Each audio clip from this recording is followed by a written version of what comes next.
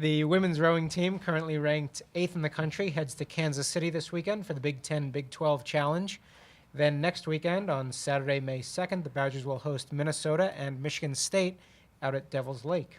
Head coach Bebe Bryans is here. We'll have an opening statement and take questions.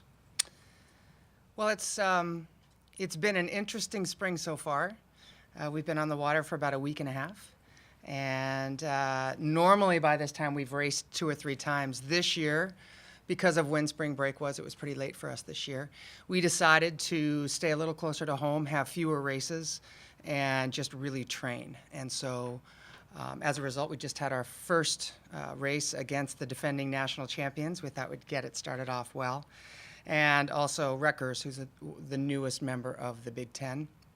And it went very well for us. We were able to compete really well with Ohio State, and we're able to be successful against Rutgers. So I think our strategy of the way we're training and the way we're racing is paying off. And we have a really strong team this year in that it's a great blend of experience and youth. And our large group of seniors has done a great job of not only leading the team, but leading the team in the direction that it needed to go, which is something that we've been working on for a while now. But they've decided that if you're going to be a champion, you have to act like a champion all the time. And so they really have adopted that mindset and have come together as a team to adopt that mindset. And I'm really excited to see where that takes them and what they can do. So that's it in a nutshell.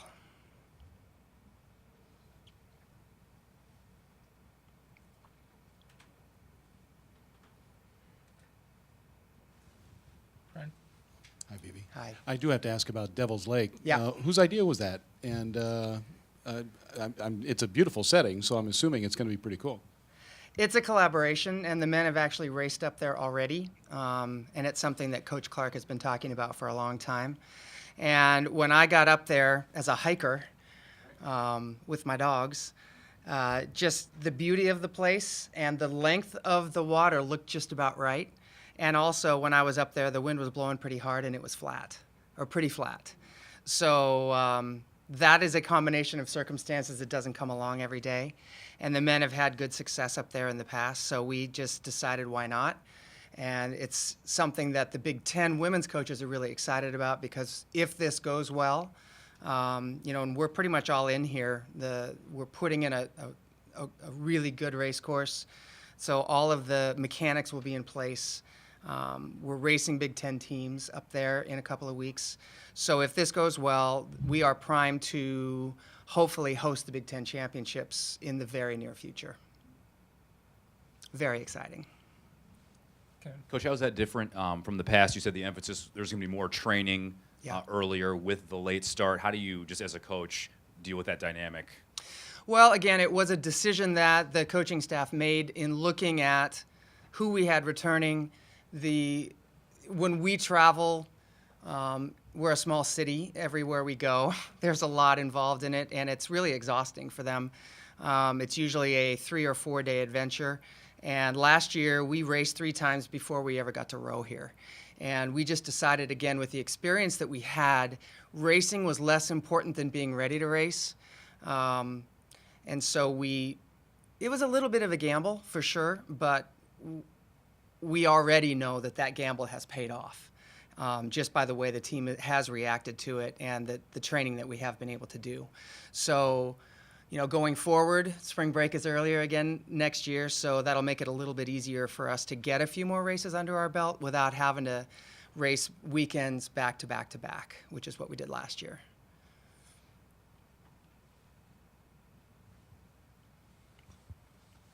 You talked in your opening comment about how you changed things up a little bit, and you guys jumped up to number 8 in the rankings. I know you probably don't care about the rankings that much, but Right.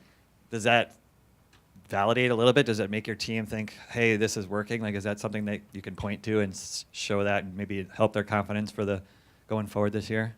I think the way they raced against Ohio State was the validation. The rankings are great. The only ones that matter are the last ones and the ones that get us invited to NCAAs.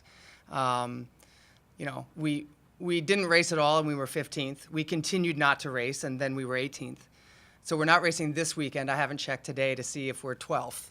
You know, it's pretty volatile. But again, the validation came from the way they raced. And I was really, I mean, you always want to win.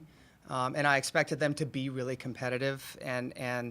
But the focus on that race for the Varsity 8 particularly was less about winning and more about performing, because they've gotten into these situations in the past where, you know, they really, really want to go fast and they really want to win.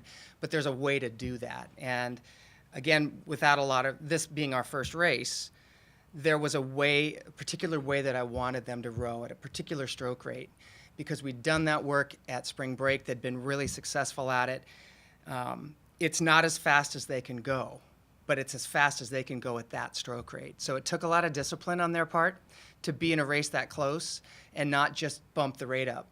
I was really proud of them for that. And to be able to stay as close as they were showed me a lot of maturity, and that I was really proud of them for that.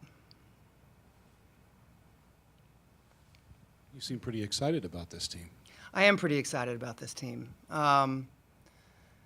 They've come a long way. You know, we've been chipping away at a lot of the same things for a long time, and the crews in the past, it wasn't for lack of effort. It was a lack of cohesion amongst everybody getting on the bus at the same time.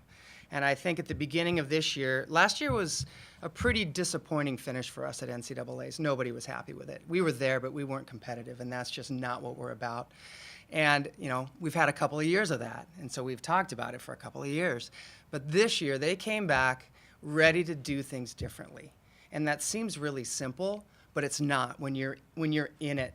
And especially with seniors who've been watching the way the seniors before them have done things, they needed to do some things differently that they'd never seen happen.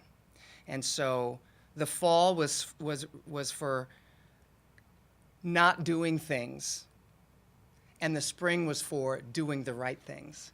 And again, with this big a senior class, I think we have 17, that takes a lot of groupthink and a lot of commitment to team more than self. That's what rowing is all about if you're going to be successful. If you're going to be mediocre, it's all about self.